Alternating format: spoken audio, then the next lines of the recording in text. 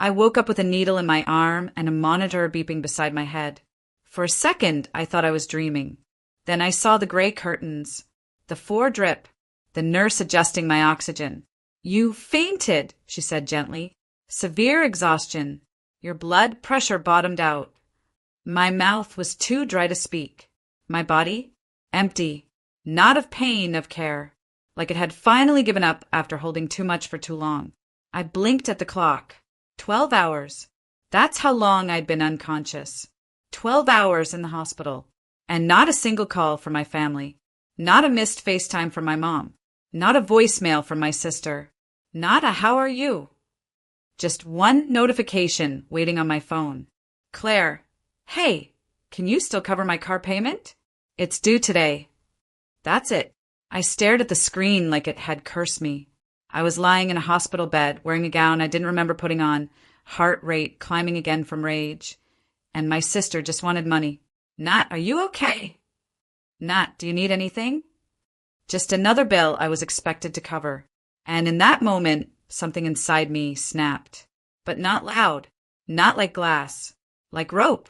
Like something that had been stretched and knotted and yanked for years, finally giving out. That was the moment I stopped pretending I had a real family. Because real families show up. Real families don't forget the one who works 2 jobs to keep the lights on, the one who handles emergencies, who helps everyone else breathe while slowly suffocating herself. I used to believe that if I just worked harder, gave more, kept it together, they'd love me back the same way. That belief died somewhere between the hospital stale sheets and the silence of my phone. The nurse came back with a clipboard and asked if I had someone to call for pickup. I laughed. Actually laughed. "No," I said. "Just me." She gave a tight nod. Didn't press.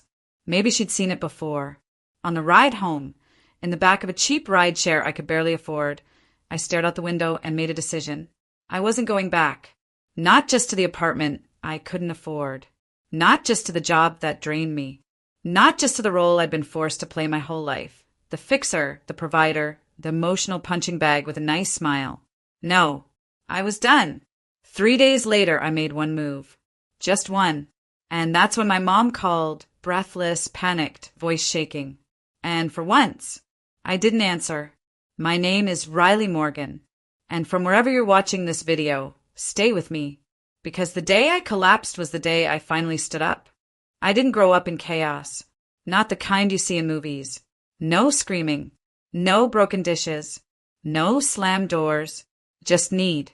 All the time. A light bill that was a few days late. A surprise fee on my sister's tuition. A car repair my dad forgot to plan for. A birthday cake no one else could afford. So I paid for it, smiled, and watched them hand it to someone else. When you grow up like that, you learn early. Your pain doesn't fit in the budget. So I became useful. By 15, I was the family calendar. By 17, I was helping with taxes.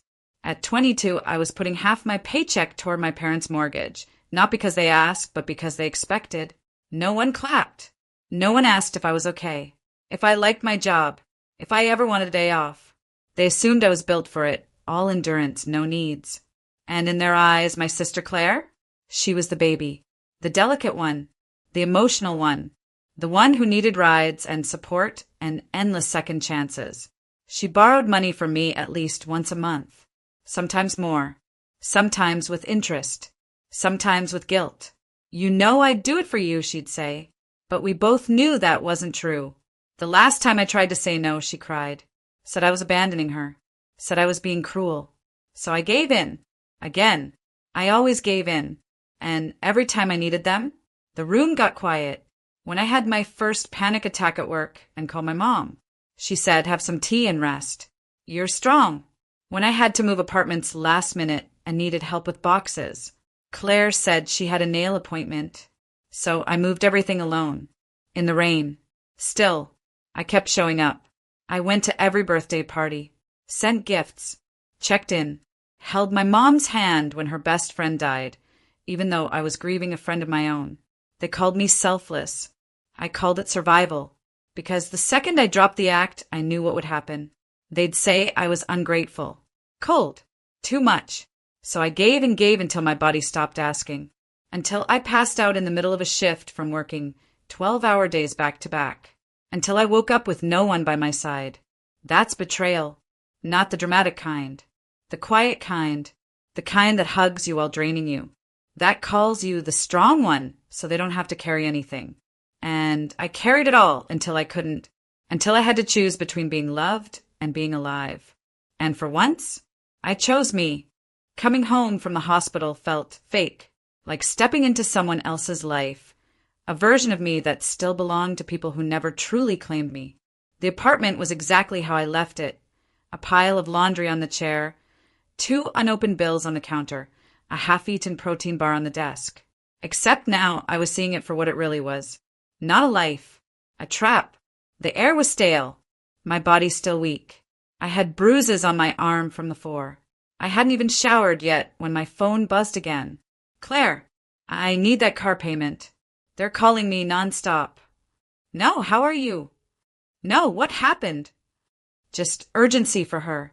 I stared at the message for a long time before typing anything. I was in the hospital. Her reply came 30 seconds later. OMG, why didn't you say anything? Are you okay? Also about the car. I didn't respond. I couldn't, because in that moment it hit me like a wave. Even now, she was only checking in so she could check out with something in her hand. I had just collapsed from exhaustion, from supporting them, from pretending it was okay that no one ever showed up for me. My chest tightened again. I thought, don't you dare go back. Not into the cycle. Not into the excuses. So I did something I'd never done before. I turned off my phone. I sat in silence for hours, drank water, took a shower, ate real food for the first time in days, and I watched the sunlight creep across the floor like it was allowed in now that I was actually present. Later that evening, I logged into my email and saw another notification. Rent due. Automatic payment scheduled for Claire M. Co-signer, Riley Morgan. I stared at it. That's when I knew. I hadn't just been helping them. I had been holding them. They weren't struggling. They were dependent on me. And the second I stopped caring at all, they'd fall. It should have made me feel guilty. It didn't. It made me feel awake. So I opened my notes app, typed one line. I'm not your backup plan anymore. I copied it, pasted it, sent it to Claire. Her response? Wait, what does that mean? You're just gonna bail? Riley, this isn't like you. Exactly. This wasn't like me. And that's when I realized the old version of me, the one who always said yes, who always gave, who always swallowed her own needs. She didn't survive that hospital bed, but I did. And I was about to make sure they never forgot it.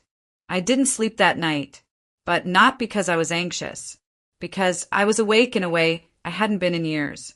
Every part of me, mind, heart, body, was finally synced, finally clear. And it wasn't screaming. It was calm. I opened my laptop at 1:23 a.m., pulled up a folder labeled Someday. Inside were documents I'd been quietly gathering for months. I didn't even know why I started. Maybe deep down I knew the day would come when I'd have to choose between saving myself or continuing to bleed for people who only ever reached for me when they were drowning. There were screenshots of every co-signed account, bank statements, copies of bills I'd been auto-paying without so much as a thank you, rental agreements, medical bills I'd paid off, the loan application I helped my mom complete but ended up funding myself, line after line, debt after debt. And there it was, a spreadsheet I made a year ago. Column A, who it was for. Column B, what I covered. Column C, did they say thank you? Most of column C was blank. That's when I opened 3 new tabs. Tab 1, I removed myself from Claire's car loan. I'd been listed as co-signer, the safety net she leaned on. I submitted a formal removal request, attached my hospital discharge papers as proof of hardship, and hit send. Tab 2, I logged into the payment portal where I'd been covering my parents' overdue electricity bill every other month. I canceled autopay. Tab 3, I sent a change of address form to every financial institution, still linking me to their accounts. Every click? Relief. Not revenge. Relief. I wasn't taking from them. I was giving something to myself. My life back. By 4 a.m., it was done. I sat back in my chair and took the first deep, guiltless breath I could remember. The next day, I bought myself a planner. Not a fancy one, just something with clean pages. And I started writing.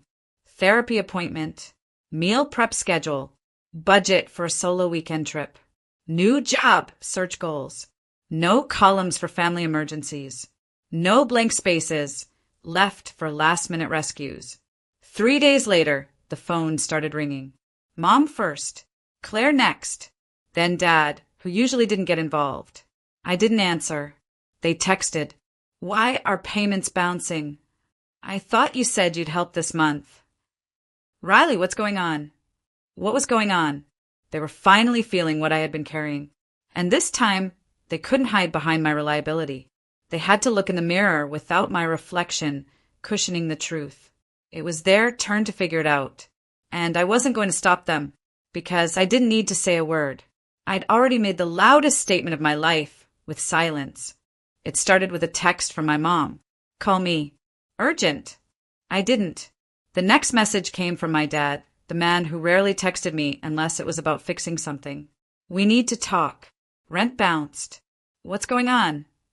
Then Claire. Multiple messages. No punctuation. No space to breathe. "Riley, why would you do this? My car is gone. They took it while I was at work. Are you kidding me?" I could see it happening in real time. My move wasn't loud. It wasn't posted. I didn't announce anything. I just stopped, quietly, and without me to cover their chaos, their lives started unraveling. Fast. By day 3, the group chat they never used to include me in was suddenly pinging every 5 minutes. "Mom, we are in trouble. This isn't funny. Dad, we thought you'd at least give us a heads up. Claire, you're literally destroying your own family." That one made me laugh. Because where was that energy when I was in the hospital? Where was family then? I remember staring at the ceiling tiles in the ER, listening to machines beep, waiting for someone to care. And they were posting selfies at brunch. Claire had gone live on Instagram that day, filtered, laughing, talking about manifesting good vibes and needing a spa day. Meanwhile, I was hooked up to fluids, too dizzy to stand, wondering if anyone would notice if I just disappeared. So no, I didn't feel guilty. I felt clear. That clarity carried me through the phone calls I ignored, the voicemails I deleted, the emails with subject lines like, "Need your help just one more time." Because there had already been 1,000 one more times. And now, it was their turn to figure out how to stand without leaning on me. They didn't take it well. My mom eventually left a voicemail that started with a sniffle and turned into a plea. "Riley, I don't understand. You've always been the strong one. We've depended on you, yes, but that's because we trust you. You're part of this family. You don't just leave." I replayed that line, "You don't just leave." But they did. They left when I was curled up in a hospital bed, my body failing under the weight of years of carrying everyone else. They left when I needed a ride, when I needed space, when I needed them to be the strong ones, even just once. And now, I wasn't leaving. I was letting go. Letting go of the idea that I owed them my body, my energy, my money, just to be loved. Letting go of being the fallback. Because the truth? They never feared losing me. They feared losing access to me. And that panic they felt? That was just the silence catching up. Guilt used to be my leash. I didn't need scolding or threats. Just a disappointed sigh from my mom. A snarky comment from Claire. A long pause from my dad. And I'd fold. Every time, I'd send the money, cover the bill, say yes when my whole body was begging for no. That's what they raised me for, obedience disguised as care. So when I went silent, I knew what would follow. And it came fast, the shift from panic to pity. "I guess you've changed. We always knew you'd pull something like this. You used to be kind." They weren't asking for help anymore. They were trying to shame me into coming back. And the worst part? It almost worked. There was a moment, just one, where I stared at my bank app, hovering over a transfer to Claire's account. She'd sent me a photo of her standing at a bus stop in the rain. No words, just the image. My heart twisted, because part of me still believed it was my job to protect her no matter what. that I was heartless if I didn't. But then I remembered something. It was the same kind of rainy day months ago when I had called her from the ER parking lot. Tears in my throat, drenched, terrified, alone. And she sent a voice memo back that said, "Oof, that sucks. Can you still Venmo me for the phone bill, though?" So I closed the app, didn't send $1. Instead, I opened my calendar and booked a therapy session, my first one in years. The therapist was warm, didn't ask why I was there, just waited. And I cracked. Everything came out, the couch sleeping, the medical bills, the silence in that hospital room, the years of pretending I was strong because no one else would be. She listened, then asked, "What makes you think love is something you have to earn?" No one had ever asked me that, and I didn't have an answer. I just sat there, blinking through tears, finally realizing that the pain I carried wasn't just from what they did, it was from what I believed I had to keep doing. So I started rewriting that belief, saying no to things that drained me, not explaining every boundary, letting texts sit unread, unsubscribing, literally and emotionally. And for the first time, I started building connections that felt like warmth, not weight. I joined a women's wellness group, met people who asked how I was doing, and waited for the answer. Started cooking for myself again. Started laughing, real, shoulder-shaking laughs that didn't feel like rebellion. I wasn't healed yet, but I was healing. And that guilt? It started to shrink. Because the truth is, when someone only loves you as long as you're useful, that's not love. That's dependence with a mask on. And I wasn't here to feed that anymore. The day I moved into my new apartment, I didn't post it.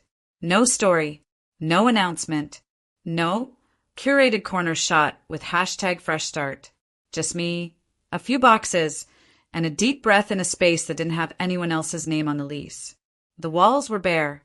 The fridge was half empty. But for the first time in my adult life, I felt full. The place wasn't fancy. A 4th-floor walk-up with a slow drain in the shower and a view of the alley. But it was mine, and no one could call me ungrateful for it. I set up my desk by the window, a little corner for writing and dreaming, and finally building that wellness business I'd put off for years because someone else always needed something first. I made a logo, registered the name, started consulting part-time. Small steps, but they were mine. One afternoon, I found a letter in my mailbox. Handwritten, no return address. I opened it slowly. It was from my mom. Inside was a birthday card, late as always, and a folded sheet of notebook paper. Just one sentence. "Family forgives." That was it. No apology. No ownership. Just the usual coded message. "You're the one who broke this. Now, fix it." I didn't cry. Didn't rage. I laughed. Quietly. Then folded it back up, slid it under a stack of scrap paper, and went on with my day. A few days later, Claire texted, "Hey, hope you're good. I miss you. Can we talk sometime?" She didn't say sorry. She didn't mention the hospital, or the years of guilt, or how she only ever called when her car or her ego broke down. She just wanted back in, without doing the work to deserve it. And I could have responded, could have let her back slowly, could have cracked the door open out of nostalgia or hope. But I didn't. Because some people don't want to rebuild. They want to repeat. And I'm not a soft place to land for people who lit the fire behind me. So I muted the thread, deleted the contact, let the silence hold its shape, not as punishment, as proof that I could build something whole without needing to invite the wrecking crew, that I didn't need to be the bigger person to finally feel tall. My life now is quiet, not lonely, quiet. I have a morning routine, a real mattress, a group chat with women who celebrate my wins without asking for a slice.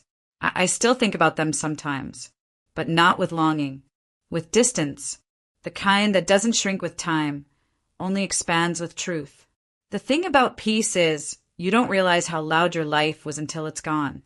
Now, my mornings start with silence, not the heavy, uncomfortable kind, the kind that breathes, a kettle hissing softly, the sun sliding across my living room floor. A to-do list with my name at the top, not someone else's. I used to live in emergency mode. Always alert. Always preparing to catch someone else's fall. Always bracing for the next guilt trip, dressed up as a favor. Now, I don't flinch when my phone buzzes, because the only people calling me now call because they want to know how I am, not what I can do for them. I finished my first coaching course last week. Created a program for women like me, the overgivers, the strong ones, the invisible backbones of broken families. It's called Boundaries and Belonging. And when I hosted my first session, I said this to a room full of tired, beautiful strangers. You are not selfish for choosing peace. You are not cruel for saying no. You are not cold. You're just finally free. That line stuck. One woman cried. Another wrote it down. And afterward, I stood alone in my little apartment, barefoot, tea in hand, and whispered it to myself. You're not cold. You're free. Because I needed to hear it, too. Sometimes people confuse silence with distance. They think if you're not yelling, you're fine. If you don't slam the door, you'll never leave. But the most powerful exits are the ones you make with a full heart and a steady breath. No revenge. No war. Just walking away and never looking back. I didn't cut them off. I just stopped showing up for people who wouldn't sit next to me in a hospital room. And if that makes me the villain in their story, fine. I'll be the villain with a business, a bed I sleep well in, and a peace they never earned the right to borrow. This chapter ends with no bang. Just a quiet kitchen, a candle burning low, and the knowledge that I didn't lose a family. I left a trap, and I never want it back.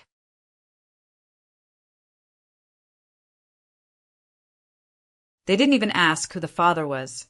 They didn't care. The second I said the word pregnant, my mother stepped back like I'd spat blood on her white rug. My father didn't speak. He didn't look at me. He just walked into the kitchen, poured himself a drink, and turned on the news like I hadn't just set my whole future on fire. I was 19, 2 semesters into college, top of my class, no history of rebellion, just one secret I couldn't hide anymore, and it was growing inside me. I won't raise a whore, my mother snapped. Her hand trembled, but her voice didn't. She always knew how to cut without flinching. You'll leave this house tonight. I thought she was bluffing. She wasn't. She tossed a suitcase on the floor, half packed with clothes she picked for me. Didn't even let me finish folding mine. No goodbye hug. No tears. Just judgment. And one final sentence as I stood in the doorway. Whatever happens next, you brought it on yourself. My father's eyes never left the television. They told neighbors I ran away. Told the pastor I had mental health struggles. Told my cousins they'd tried everything, but I was beyond saving. In their version, they were the victims. And I was the cautionary tale. I didn't fight it, because they didn't deserve the truth. They didn't deserve to know who the father was. That he wasn't some boy from campus or a fling I couldn't forget. No, the father of my children was Elias, Crown Prince of Arundel, next in line to a throne older than the country my parents clung to so tightly. He had asked me to marry him. Twice. I had said no. Twice. Not because I didn't love him, but because I needed to see what I could survive without him first.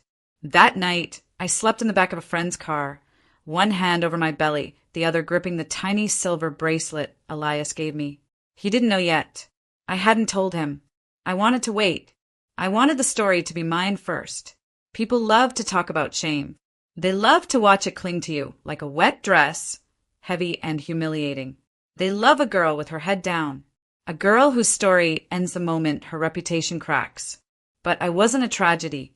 I was a seed, and all they did was bury me deeper. My name is Layla James, and from wherever you're watching this video, stay with me, because the child they called a scandal became royalty, and the daughter they kicked out, she came back with a crown they could never touch. The day after they threw me out, my mother posted a photo on Facebook. Her and my father at brunch, smiling, mimosas, filtered sunlight, caption, sometimes letting go is the only way to heal. Please keep us in your prayers. She didn't say my name. She didn't have to. Her inbox filled with sympathy. So sorry for what you're going through. You raised her right. Sometimes kids just stray. She'll come back when she's ready to apologize. Apologize for what? For getting pregnant? For not being perfect? For not bleeding quietly? They didn't just kick me out, they erased me. I stayed quiet. I watched from a distance as they turned my life into a cautionary tale. They told my childhood friends I dropped out, told family that I was struggling with substances. My aunt even texted me once, "We love you, but your mom says you're not safe right now.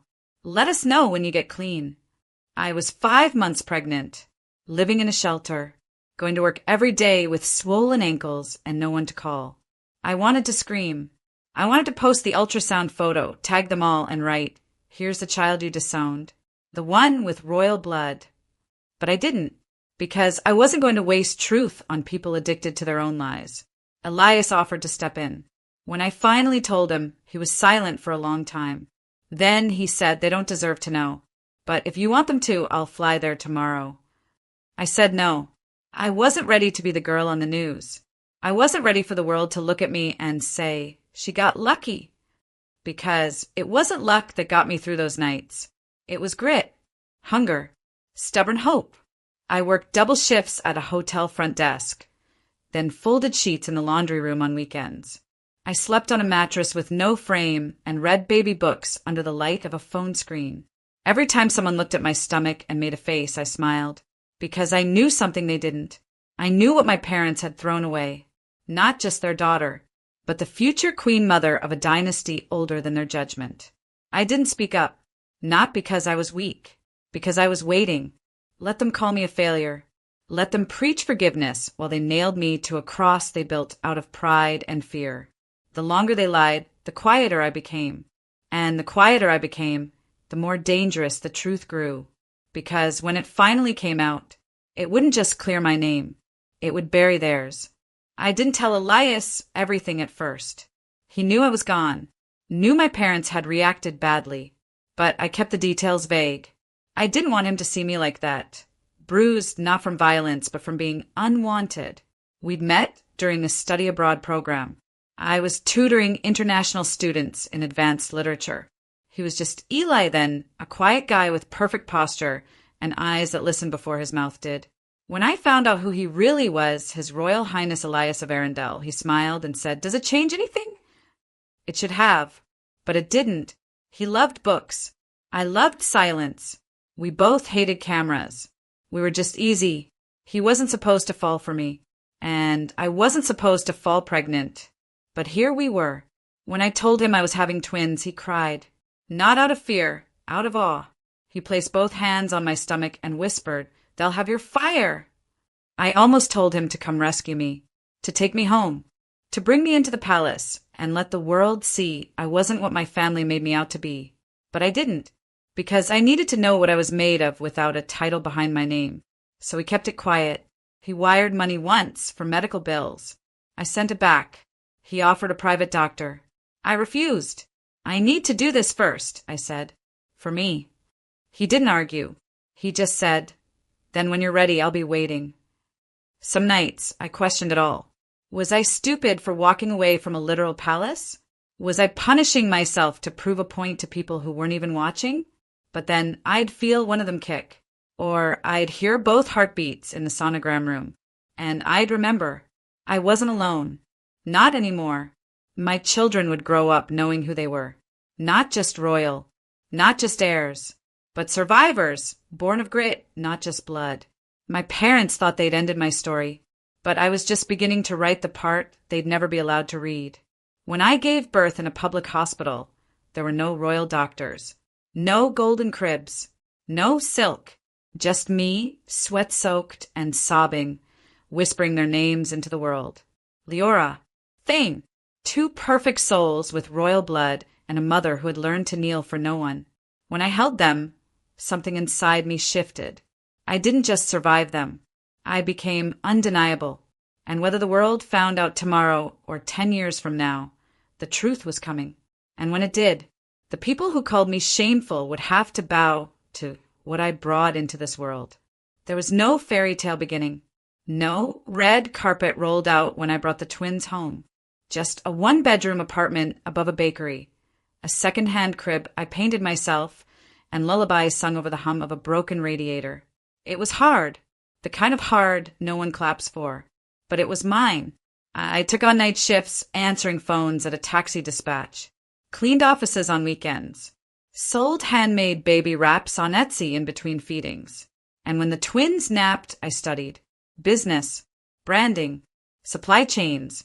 I taught myself what no one ever thought I'd need to know, how to build something that couldn't be taken away. I refused to let their legacy start with struggle. And slowly, the struggle started shifting. One sale turned into 10. 10 turned into 100. Elias watched it all unfold from afar. He didn't interfere. He supported the way I asked him to, quietly, respectfully, with faith. When the babies turned 1, he called me with news. The palace is ready, and so am I. The council agrees they must be acknowledged. I stood there with a dish towel in my hand, not sure how to breathe. Layla, he said gently, you're not a secret anymore. You're a story, a name, and our children deserve their place in it. I didn't answer right away, not because I doubted him, but because I wanted to walk into that next chapter with a spine stiff from standing tall, not from being carried. So I told him, give me 6 months. In that time, I opened a tiny studio space downtown, half office, half nursery.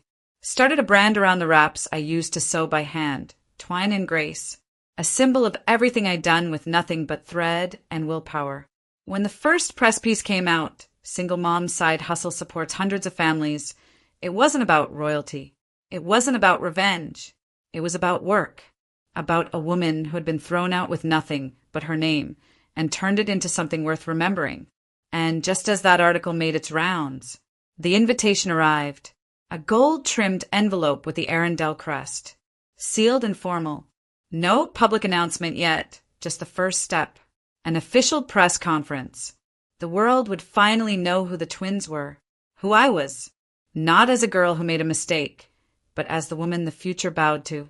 I thought about my parents, the way they'd shamed me, discarded me, lied to protect their pride. And I smiled, because soon they wouldn't be able to lie anymore. Soon, everyone would know the truth they tried to erase. And I wouldn't have to say a word.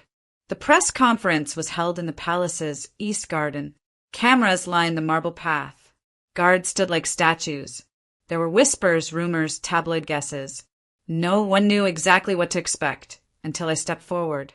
I wore a deep blue dress, not flashy, not screaming for attention, just elegant, soft, steady. Leora stood beside me, clutching my hand. Thane sat on Elias's hip, staring curiously at the microphones. The king and queen were there, not stiff or wary warm, welcoming, because by the time the press release was written, they already knew me. Not as a scandal, but as family. The queen had held my hand 2 weeks earlier and said, "You protected them before we even knew they existed. That's not shameful. That's royal." And now the world was about to learn that. Elias cleared his throat, stepped forward and smiled. Today, we introduce to you the future of Arundel. Our children, our family, Crown Princess Leora James of Arundel, Crown Prince Thane James of Arundel, and the woman whose strength brought them into this world, Layla James. There was a beat of stunned silence. Then flashes exploded. Reporters gasped. A few called out questions, but none of them mattered, because the story was already written. They were royal, and I was the mother of heirs. The moment went viral in under an hour. Clips played on every news network. Old photos of me resurfaced. People began piecing together timelines. And then came the second wave, the unraveling. A journalist from back home dug into the family history, discovered the public Facebook posts from my mother, the brunch photo, the false narrative. An anonymous source confirmed my parents' lie, how they kicked me out, covered it up, spread rumors about addiction and mental illness to keep themselves clean. Their neighbors saw the news. Their church saw the press release. And suddenly, the very people they tried to impress were asking them one question. Is it true? They tried to spin it, tried to say I cut them off first. But truth doesn't need a defense when the whole world can see it. One aunt emailed me, "I'm so sorry. I believed them. I shouldn't have. You look powerful." I didn't reply. I didn't have to. The best part? I didn't say a single negative word about them. I never mentioned their names, never corrected their stories with rage. I let the truth walk in the front door and sit down at their dinner table uninvited, and it spoke louder than I ever could. They tried to bury me in shame, but now the world was bowing, not to a scandal, to me. The first time I saw them again was at a charity gala, not because they were invited, they weren't, because they showed up, unannounced, uninvited, unchanged. The event was a fundraiser for single mothers in crisis. My name was on the banner, and Leora had just handed a bouquet to one of the organizers. That's when I saw them, my parents, standing at the edge of the crowd, holding glasses of wine they didn't pay for. My mother wore pearls again, like they made her forgiven. My father's suit didn't fit quite right, like pride doesn't sit well on an empty stomach.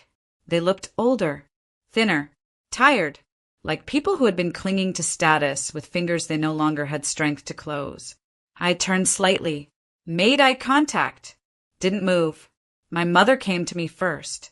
She walked like she expected cameras, smiled like the room still belonged to her. When she reached me, she took my hand. You look stunning, sweetheart. Just radiant. I didn't speak. She cleared her throat. We saw the press conference. The twins. The prince. It's all just. She stopped, looking for the right word. Surreal. My father hovered nearby, hands behind his back like a scolded schoolboy. We didn't know Layla, my mother said. We thought you were lost, that you were angry. You cut us off. I finally spoke. You threw me out. She blinked, like that wasn't the line she'd rehearsed for. And you told the world I ran away, I added. You lied to everyone. You told them I was unstable. Her voice dropped. We were scared. You have to understand. No, I said. I really don't. She reached for my hand again. I pulled it back. We've lost everything, she said quietly. The house, the business, friends. Her voice cracked. We just want to be part of your life again, of their lives. She meant Leora and Thane. My children, the ones she never asked about, the ones she would have let grow up thinking their mother was worthless. I looked at her, then at my father, who still hadn't spoken, and I smiled, not out of cruelty, but because I finally understood. They hadn't come for love. They'd come for proximity to power, and I would never let them close enough to steal it. So I turned back toward the photographer and took a photo with a woman from the shelter I'd once stayed in. The camera clicked. The moment passed, and I walked away, heels silent on the marble floor, heart loud in my chest. That night I didn't cry. I didn't rage. I sat beside my children while they slept and whispered the one thing I never got from my parents. You are not what the world calls you. You are what you rise from. I sent the letter because I needed to write it. Not for them, for me. It wasn't long. Just one page. No dramatic punctuation. No angry spirals of ink. Just words I had waited years to say in the simplest way I could. You were ashamed of what I carried. But now the world calls them royalty. And they call me Mom. That was the opening line. I didn't mention how they kicked me out. Didn't rehash the cold goodbye or the way my father stared at the TV instead of at me. Didn't bother reminding them how my mother said, You brought this on yourself. They remembered. They just thought time would make me forget. But time did something better. It made me powerful, and it gave me clarity. I ended the letter with, You chose distance when love was needed most. Now I'm choosing distance, not from hate, but peace. Some doors close quietly. This is one of them. I sealed the envelope. No return address. Handed it to my assistant with instructions to mail it through a third party. Not because I was hiding. Because I was done. I watched her walk out with it. And then I tore up my personal copy and tossed the pieces into the fireplace. I didn't need to keep a record. What they'd done would never be forgotten. But I wouldn't let it shape me anymore. A week later, a royal portrait was taken. Elias, Leora, Thane, and me. Our first official photo as a family. I stood beside them, head high, shoulders back, nothing small or quiet about me anymore. The caption from a major news outlet read, From exile to empire, Layla James, the quiet rise of a royal mother. My parents never reached out again.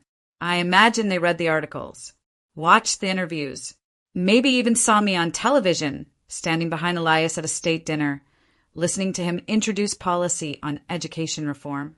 But they didn't get to be part of it. Not this life. Not this joy. Not this throne. They stood on the outside of a kingdom they would never be allowed to enter. Because forgiveness does not always mean access. And grace does not mean returning to the people who taught you shame. I forgave them, yes, but I didn't open the door. And I never will. The palace grounds are quiet in the mornings. Too early for staff. Too late for guards to be alert. Just the rustle of wind through the ivy and the patter of 2 sets of small feet on cobblestone. Leora picks dandelions with the seriousness of a scholar. Thane chases birds with the clumsy joy only toddlers can get away with. And I sit on the stone bench beneath the fig tree, watching the children they tried to erase grow into royalty. It's not revenge I feel. It's something gentler, heavier too. Peace. Not the kind that comes from forgetting, but the kind that comes from no longer needing to remember. Sometimes staff ask if I want security to block press access on days like this. I always say no. Let them see. Let the world watch this quiet miracle. The girl they discarded, raising a crown that doesn't glitter with gold, but with grit. There's a room inside the palace they built just for me. Not a queen's chamber, not an office, a study, bookshelves from floor to ceiling, a writing desk, a window that opens toward the eastern sky. I spend my nights there sometimes, journaling. Not about the past, that chapter is closed, but about the future, about what I want my children to inherit, beyond land and name and legacy. I want them to inherit truth, to know that strength isn't always loud, that being chosen by someone else will never matter more than choosing yourself, that sometimes the family you need is the one you build, not the one you're born into, and that royalty isn't about bloodlines. It's about what you carry with grace, even when no one believed you could. Leora calls out, "Mom, look!" She holds up a crooked flower crown. Thane squeals and runs in circles, arms out like wings. I rise from the bench and walk toward them. Not a queen, not a cautionary tale, just a mother who did the impossible. And as I bend down, tuck the crown onto Leora's curls and kiss her forehead, I think. They bowed to the crown. But the crown? It came from me.